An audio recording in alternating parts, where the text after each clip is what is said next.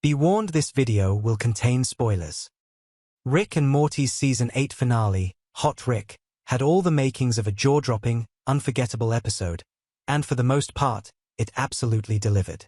We got Memory Rick's return, some wildly trippy mind-bending moments inside Beth's head, a chilling tease of Diane's memory being blasted into space, and even Mr. Poopybuthole's reality starting to crack apart.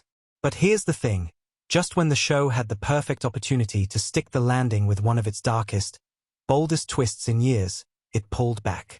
And for a series that's built its legacy on risk-taking and narrative chaos, that hesitation felt like a step backward. Let's talk about what could have been a series-defining moment: Space Beth's death. That whole sequence, with Beth unraveling under the pressure of Rick's memory manipulation, her desperation to reconstruct Diane's memory, and the shocking moment where she accidentally kills her own clone, was incredible.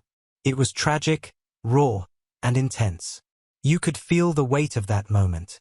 Beth's horror when she realizes what she's done was the emotional gut punch the show hasn't delivered in a long time. But then, Rick just strolls in, casually snaps Space Beth's neck back into place, and voila, she's alive. Just like that. And it's not just frustrating because it negates the emotional weight of what Beth went through. It's frustrating because it completely robs the story of any lasting consequence. The finale was this close to forcing both Rick and Beth to confront their trauma in a meaningful way. Imagine the long-term fallout if Space Beth had stayed dead. The guilt Beth would carry, the irreversible reminder to Rick that his refusal to process his grief leads to real, permanent damage. That's powerful storytelling. That's the kind of weight Rick and Morty used to lean into without hesitation. Instead, the show did what it's been doing more frequently in recent seasons. It played it safe. And that's ironic for a series that once prided itself on being the most unpredictable show on television. This is the same show that literally blew up its main universe in Season 1 and jumped into another. The same show that casually wiped out entire timelines. When did it become so afraid of letting a death actually stick? Look, I love Space Beth as a character. Her arc this season, especially the deranging episode where she and Beth reverted to their wild, sociopathic child selves, was some of the most fun and layered content we've had in a while. But that's exactly why her death would have mattered.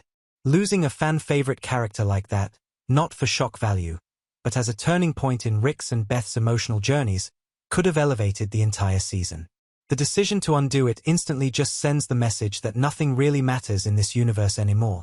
And for a show that thrives on nihilism but still manages to find meaning through character growth, that's a real shame. Letting Space Beth die could have signaled a turning point. Instead, it felt like the writers hit the brakes at the last second. But what do you think? Should Rick and Morty have committed to the twist and killed off Space Beth for real?